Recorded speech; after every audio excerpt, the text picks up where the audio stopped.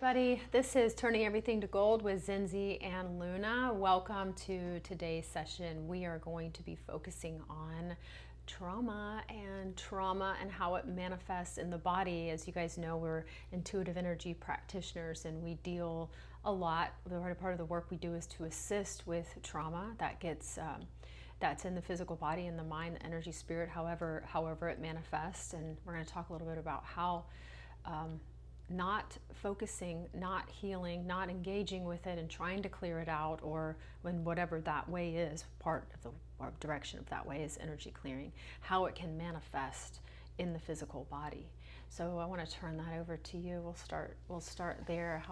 How can trauma manifest in the physical body, a traumatic experience or consistent, regular experiences? Trauma, first I think we have to just say when we're talking about trauma, everyone has been through, unless you've lived a beautiful, which sounds amazing, delicious life of no pain or anything bad ever happening to you. Everyone has experienced trauma. And trauma, for me, how I would define it is anything that you have gone through that changes how you show up in the world or how you allow yourself to be seen. So, and there are different like mental, kinds of trauma, emotional, and physical, sexual, but trauma is trauma. So if someone says to you, this happens a lot, I think, in society. Someone says, you don't know what I've been through. You haven't been through the abuse that I've been through, or you don't know, you don't understand. You weren't sexually abused. You weren't emotionally or physically abused. That could be true. But also I have been through things that have changed who I am. So your level of trauma is very painful for you, as is mine for me. It does not matter what the actual trauma was. People who go off and fight wars, and come home with post-traumatic stress disorder, that's a level of trauma that's pretty high.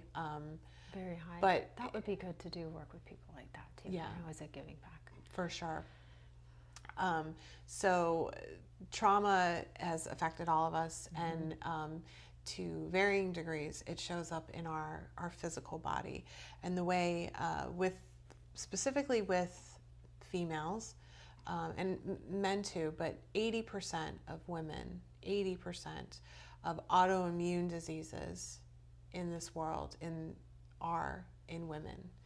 And the way autoimmune diseases and other physical dis-ease in the body works is when you push down that anger and you don't address that anger, or that those self-worth, those issues of self-worth that happened from the traumatic experience, then that starts to show up in different ways, different physical diseases, symptoms, physical, all kinds migraines, of physical ways, diabetes, arthritis. The science is now showing, this is scientific. There was 2 books when I started doing energy work. This book I had read about a year prior. It's called The Body Keeps the Score. It's by Bessel Van der Kolk, and he was the chief of psychiatry for Mass General, which is the big public hospital in Massachusetts, in Boston. And he wrote a book about specifically veterans and sexual abuse survivors that would come to him with physical as well as mental health issues, but coming to him with physical dis-ease in the body. And the root of these was trauma that they had experienced in early life, some with the veterans later on in their adult life. And so he was seeing a correlation with trauma and physical disease in the body. And he talked about, and this is when a light bulb went off for me, and I do have permission to share this story, so I'm going to share it. He talked about girls who were sexually abused, typically started puberty, the onset of puberty started sooner. And when he said that, I remembered my sister, who when I was about 11 and she was about 8, she got her period. She got her period before I did. And she came to me. Our parents were divorced at the time, and we were at my father's house. And she had come to me, and she was like, and I was like, I don't know what's going on. You have to ask Mom, because she was younger than me. She was 8. I was like, I don't know what this is. So fast forward a little bit, 30 years or so, she had come to my mother, and she had told my mother that she had been sexually abused by a family member, and my mother did not believe her. And when I read this in the book, and my mother had shared this with me, my sister hadn't shared it, but my mother did. And when I read that in the book, I thought, okay, so now I'm seeing. And also, my sister in her early 20s developed an autoimmune disease that still to this day, we're not even sure if that's what it was. They believe it was something called Still's disease. She was very sick for, I want to say 6 months to a year. And I'm talking about, she was hospitalized. She was in the hospital one time for over a month. They thought it was her gallbladder. She had several surgeries that she didn't need because it wasn't anything that could be surgically fixed. All of her hair fell out. She couldn't get out of bed. She would have flare-ups where she would just be red from head to toe, and her body physically would flare up. And sometimes when she's in a position of stress, even now, and she's done a lot of reaction of, of trauma, of the trauma in the body, and especially when you share that trauma and people don't believe you. Yeah. That can be even more detrimental to your health. Yeah. So she had gone to my mother, and my mother at first didn't believe it, said no, that didn't happen. And that was 2019, August of 2019. I remember dates very well. And when I read this, I thought, at the time when my mother had told me what she had said, I thought that could be true. It felt true to me when my mother told me about what happened to your sister. About what had happened to my sister, about what my sister had shared with her. And I thought that definitely feels like that is true. And I believed her. But again, we were in a situation, a family situation, where we had to choose a side. And the side I chose lived in Florida with me. My sister lives in New England. So I not that I chose a side, but I said, this isn't my issue, business. No one came to me. For a very long time, I wanted to confront the person who she said that had abused her, because they were on this tour of, I don't understand what the problem is with her. I don't understand why we don't get along. And I was like screaming in my mind, this is what the problem is. And my mother was like, no, go along to get along. We don't want to create waves. And then finally, after I read this book, I reached out to my sister. We did not speak for about 6 years. I had reached out to her, and I said, listen, I believe what you're saying. And she started to cry. I'll never forget. She was crying. And she said, that's all I wanted. She needed you to see She just her needed someone. and someone that was going to believe her. And then backtrack to, when we were kids and I was being abused by, I just want to be very careful with how I word this, when I was being abused by the partner that she was with, and I told her about it, she also didn't believe me then. So all of a sudden, a lot of things kind of lined up in my life and started to make sense when it came to the physical disease in her body and I was like, okay, this is all making sense, and the science is showing it. There's also another book by, a lot of people know who this is, Sanjay Gupta. He was in contention for the Surgeon General, I believe when, I want to say it was when Biden was president, but he is a doctor, and he had a wife who was in physical pain, chronic physical pain, and there was no real answer for it. and she started on a course of talk therapy, meditation, and lo and behold, the trauma was manifesting in her body, yeah. To the point where she couldn't even like turn the doorknob.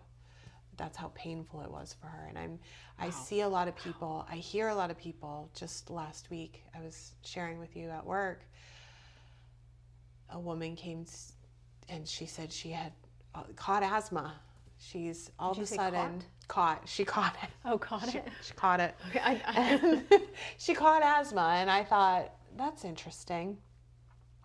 She said, adult onset asthma, and I've never had a problem with breathing before, and I've known this person very, very hard to give and receive love. This person struggles with that, and I thought, well, it's not a lung issue. It's your heart. It's your heart chakra. Your heart is closed. It's not open to give or to receive, and it manifests in other areas of the body. I know when I was struggling, when I first got into energy work, I was struggling with my solar plexus. I had diabetes, I had fatty liver disease, I had all these issues, and all of these issues are known to be a misalignment, unalignment, I guess, of the solar plexus chakra. And when I started reading about chakras and I started seeing, like, this is why energy work is so amazing. It's really like, if you pick up a book on chakras, and there will be an index in the back. I promise you. I promise you, it is in every chakra book I have. There will be an index in the back, and it will explain to you the disease and where it probably manifested, and how it's manifesting in your life, what chakra it is associated with, and then you will be able to go back and track how true that is. Yeah, we should go back and get some really good books that have assisted on the learning journey, growth journey, that people could, if they're interested to learn a little bit more, could go in and start deep diving into their own, their own understanding of self and what is a chakra, and like really starting to see how that resonates with the body. Because I'm telling you, energy work is, you go to the right person, you align, your life can completely change because you get to that root. Now, again, it can be layers, it can be sessions, it takes a little while, but you can get to that root cause and remove it. And when someone starts explaining it to you in a way that you understand, because a lot of times we get things explained to us in ways that, and it was very hard reading both of those, well, not Sanjay Gupta's book, but the Body Keeps the Score, because it was very scientific. So it was I love that though, because we have some people have very scientific minds, and they're like, no, I'm more science based. So when you can braid in the science and then the energy of how it works, metaphysical, that is a magical point right there. And I just love the fact that in that book, The Body Keeps the Score, he was talking about the therapies that he was doing. There was some talk therapies that they had developed, but he said, we integrated meditation, we integrated yoga, we integrated breath work, and it was all of these things, and I was like, together help. So it's doing all these things in conjunction that really help. So there is, between the scientific and the metaphysical worlds, there is that crossover. We need that now. I think there's a lot of people being legitimized. I think that's important, because some people are like, yeah, I can't go with that foo-foo stuff, and I'm like, no, hold on, let me send you some information for the scientific backing of this. Yes. And then we connect when we're working body, mind, and spirit all tethered together, and it's a multi-dimensional healing tool to be able to assist, especially if you have somebody there who is seeking. Like when you came, you were like, I am wanting to heal.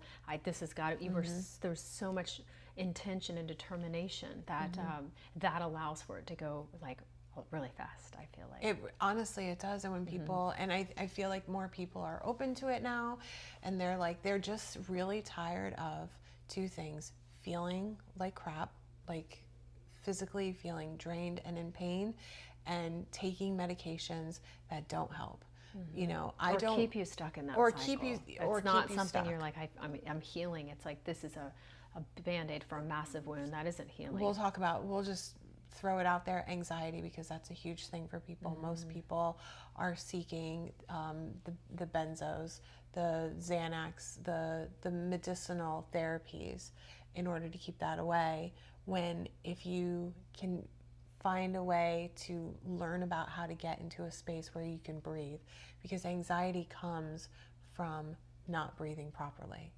And your mind is thinking you're dying because you're not taking in the oxygen that you need. And then the anxiety is just like kicked into high gear. We talked about this, I'm pretty sure, in another root chakra or whatever.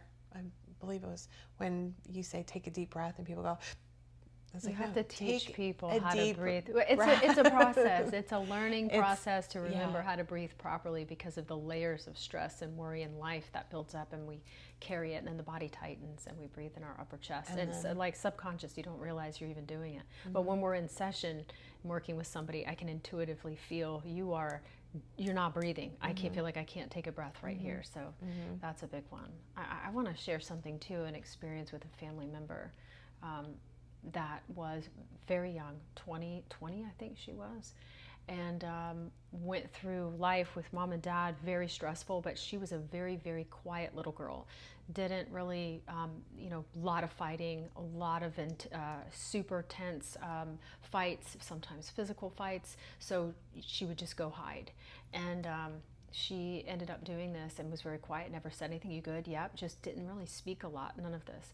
And then when she was 20 years old, she got Bell's palsy at 20 years old. And I said, that is because the emotional trauma and stress that you are holding inside of the body, that you're like, no, I'm good. The mind is saying that to get through the experience, but the body is taking the hit over and over and over.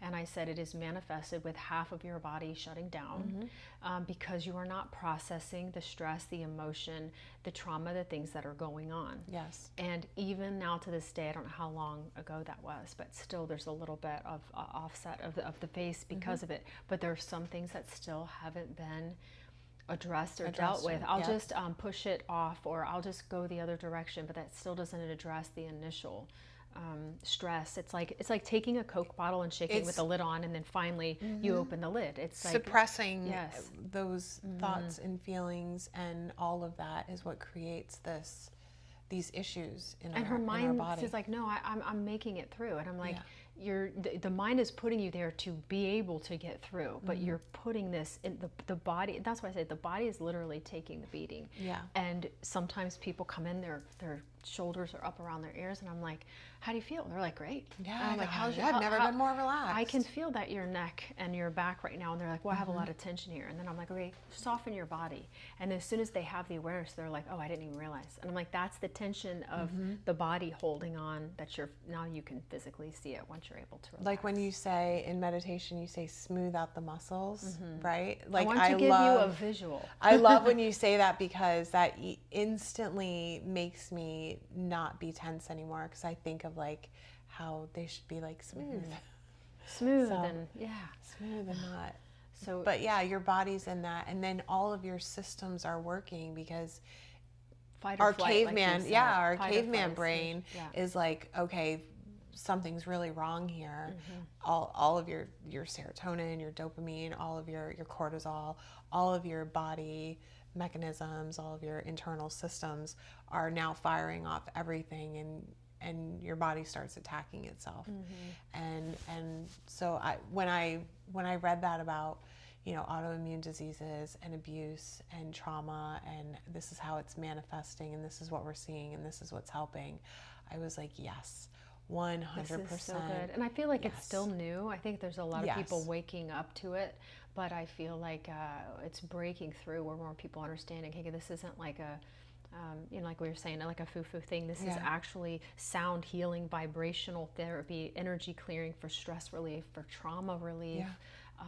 Healing wounds. You no longer carry that stress and worry. It'll help your relationships. It'll help you, like you were talking one time about finances, how you maybe had a thought or a memory or something in the past that created maybe, I don't know, a lack or a worry, whatever it is, around money, and you were able to release that, and then everything opened up. So there's a lot, because our mind is such a powerful tool that for good and for bad, depending on and how that's what it is. Is honestly what I say a lot in the videos that I do on Instagram, is your mind, the fear is a protection. Fear is 100% a protection. It keeps us safe.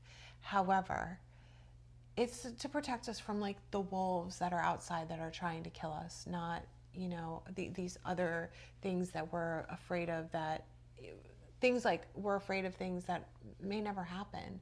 You know, you sit there and you ruminate and you think, this could be a possibility. I'm thinking about it. This could, and never this comes could, this to could. fruition. It never happens. And so you have to push past that fear and listen to your body, because your body is always going to tell you what feels good, what feels aligned. And then when it doesn't feel right in the body, and I take that breath, listen to yourself. Listen to what your body's saying. I think the more you do your own personal work, and the more you do the breath work and the meditation and the energy healing, and you get closer to that true self, then you really start to begin to have awareness in the physical body. Because there's a lot of people that I start working with who they don't have awareness of the physical body. So it really starts to bring that more to the light when you are saying something like that. And then, like, I've had a client working years and years, and finally, like, I said, okay, I'm feeling it here. Yep. Can you feel this? Yep. Are you aware of this? Yes. Where is the discomfort going in the physical body? Well, it's on the heart, on the right side. Okay, this is masculine side. What's going on? So then they start to do their body will lead them to where we need to start working or clearing, or they need and to also on. Their mind will help them to remember things that they've repressed. You know, when I started doing this, I was doing, it's called shadow work, right? So really in the beginning, when you start the healing, for me, it was really about integrating the shadow part with what I am now. So the parts that I don't want people to see, or that I think are not things that I've done, or things that I've been, or whatever. Something you've had hidden too. That I thought was not something that everyone would. The dark side. It's loving all sides of yourself. Yeah, but it's also like things like, so when I started doing the shadow work, it was doing journaling and writing the stuff. So a lot of times I think people don't want to say things, because when you say it, first of all, you're worried about being judged by the person that you're saying it to. And sometimes it can be hard to hear, even with yourself. So just writing it down, just getting I think it's the first part of healing too. Some people can't. Yeah. You need to acknowledge it, even though that's a difficult thing. And that's what shadow work is. And you think, I'll never forget, and it's a practice that you have to keep going back to, because I thought, oh yay, I'm getting all of this out. That was in the summer of 2024. Oh yay, I'm getting all of this out, and I feel so much better. And you do feel lighter. And then that's gone, and then there's something else. And then there's something else. And it's just like we were saying in the other podcasts about everything is like layered and like an onion. And it's like something goes away and the next thing comes. And I think that is discouraging for a lot of people, because they don't want the next thing to come. They want that issue that they thought could have been the issue to be the only issue. And it's like, no, there's get it all out. Like when my kids would get sick when they were little, and they'd be like, oh, I'm sorry, I'll stop throwing up. I'm like, no, please get it all out. It's 3:33. That is our beautiful time, 3:33 right now. So we're just going to give some honoring to that. Love 3:33 in general. Thank you. Love, angel love, numbers, love. Angel numbers. Love, love, love. I always forget to turn it off. No, I think it's fabulous, because it gives us a second to stop and think about thank you, and love, love, love, and the power of 3. And I could just go on and on. I love 3. I love 3. And I was just told. And you are a 3. I know. I was just told yesterday. I don't know much about numerology, but I was just told yesterday or the day before I am a 3, and I'm doing the right work, and I'm like, perfect. Yeah, great. I've always loved 3s, but that sounds fabulous. I love 3s now too. 33 specifically. But I don't even know, where were we? We were talking a little bit. Shadow work. Yeah, about the shadow work. Yeah, and I think it can just be hard to takes accept. courage, I think. It takes a lot of courage, but once you start like getting through it, and you realize like, this is really making me feel better. And to be honest, once I started doing that a lot, I used to not be able to do this. I couldn't do that. You couldn't lift your I couldn't lift my arms above your shoulders, above my head. Yeah. Why?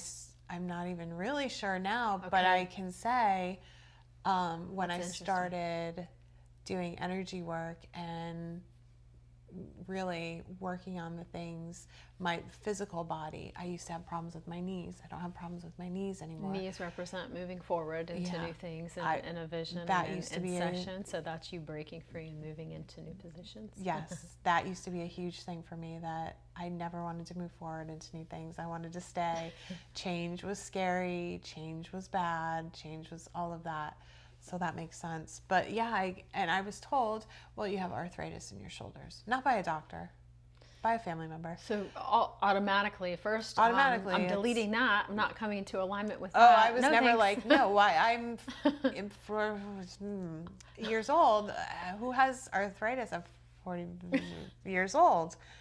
You know, like, no, I don't thanks. have arthritis. And then I'll never forget, we were having a conversation probably about 6 months ago. I know I told you this. After I was reading all these books, and they were talking about some of these neurological diseases they're seeing are, specifically they were talking about MS, Parkinson's, and Alzheimer's, are trapped trauma, generational trauma that's been ancestral, that's happened through generations. I was saying we need to talk about how we do, or we don't have to talk about how do we do it, that we do offer those generational healings, because more than ever, people are coming they're coming now because they are the ones that are considered the black sheep of the family, or they're doing things different, or they're looked at like they're the weird one, but in reality, they're coming here to break the chains, emotional trauma, generational trauma, mother, father, which don't son, want to be ancestral. broken. No, but they're the ones doing it. They have And it's to. not only the black sheep, so don't get me wrong, but there's a lot of people who think, well, I just feel different. But I'm like, you are the powerhouse. You are meant to be here. And we're here now breaking these chains for your entire family and moving forward to the kids. There's a lot of generational healing coming in right now. Yes, 100%. I just heard we need to stop cycling the past of negativity and hate and all the horrible things that have happened to keep it going. That's why it's still going. If we want to come to a place of love and unity, then we have to be in the present moment and start moving forward. And that's what I just heard. So I just want to share that right now. Well, I mean, that is we need to focus accurate. more on love. I mean, and we were talking about this. There's really, and I learned this in psychology in college. I had a very beautiful professor. She was amazing. And she said there's really only two emotions, and every other emotion, and I love asking people this, what they think the answer is.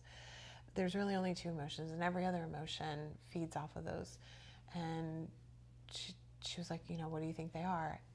What they are, I'll pause, let you guess, but fear and love and everything else. So all the low vibration feelings like anger and suffering and fear is scarcity, fear-based. And then all the joy and the peace and all of those feelings are based in the high vibration of energy of love. So really, you know, when we work on our emotional health and we start to get really tired of the physical pain in the body, and we start looking at more holistic ways. I mean, and I say this because I had a woman get very, very upset with me because her stepfather has Parkinson's, which is a horrific disease. But I said, you know, part of this is, yes, it's hereditary, but it's hereditary in the sense that it's trauma from past generations that's physically manifesting in him right now. And that's why when they say it's hereditary, first trauma, these experiences. Well, yeah, first that don't number one, I will that. never align with. The Everyone words has so cancer powerful. in our family. Yeah, no. Life and death in the power of your tongue. So I don't. But when you are working with this, we have to clear that so that this isn't in your DNA. This isn't something that carries on. A tool. I mean, if you are experiencing some type of illness, I would use every single tool that possible that you can get a hold of. And yes, generational healing, energy work sounds great, meditation, stress relief, health and wellness in many different forms, clearing the body, parasite cleanse, doing detoxes, eating the right food. So it would be all of this in combination to assist in the healing process. So there's so many tools. If it were me, I'd be like, we're gonna go to every single one. Let's and try braid 'em everything together. and see what works. And I just think there's definitely a stigma, the woo-woo stigma of it. This is dark energy. This what, like energy healing is dark energy. I think, remember about your practitioner too, and it's not. It's love vibration. It's wanting, but you again, you should always have discernment who you go to. But it's a healing. It's healing. It's transformative. It's loving. It's lifting. And if it works for it's people, restorative. And that's what I don't understand is It's if it works for you, people, yeah, and it makes people feel better and it changes people's lives. Why can't you just support that? Why does especially it have if it makes them better? Yeah. If it's assisting and gives them peace, yeah. then allow that to be part of the healing process, because there's so much that goes into it. And I understand emotional and trauma can, we know that it affects in the physical body, but it could be in addition to any other healing that you're working on. Cleansing work on the body, mind, and spirit. Detox the body. Unclutter the mind. Get into a space to clear the trauma. We're working on all sides, And it is hard meditating. Meditating is very, very hard because our minds don't want us to stop thinking. Your mind never wants you to stop thinking. Because there's also some people have a different view too on meditation, because if you go to the right teacher, or it's not about clearing the mind, or it's not about having no thoughts. Being in the present. It's exactly. about and that is one of the biggest things that we like to teach, is being in the present moment, investing everything in the present moment. Then you're not worried about the past or thinking about things in the future that you're worrying that will never happen, that you've just wasted how much time in the present. 99% of the things you're worried about are never going to happen. That is like meditation a statistical allows fact. you to get there and start to so I think it's a practice. And here's the thing too, there's so many forms of meditation. We just talked to your husband the other day.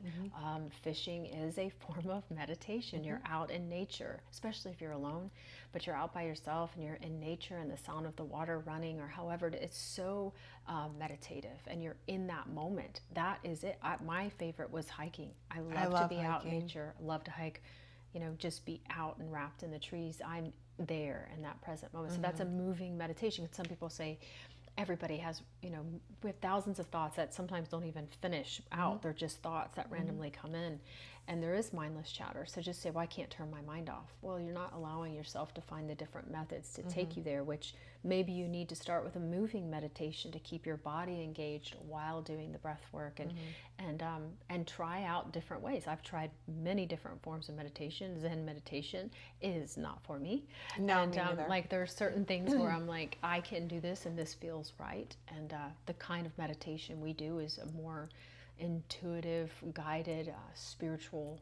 We're also doing actually energy work. I am in the meditation classes. So we're doing body, mind, and spirit in the meditation classes. So you just have to find your person, where you like to go and what works best for you. Yeah. Different ways to help clear different the trauma. Strokes for different folks. That's right. Yeah. We're going to close today with love, love, love. Love. See you later.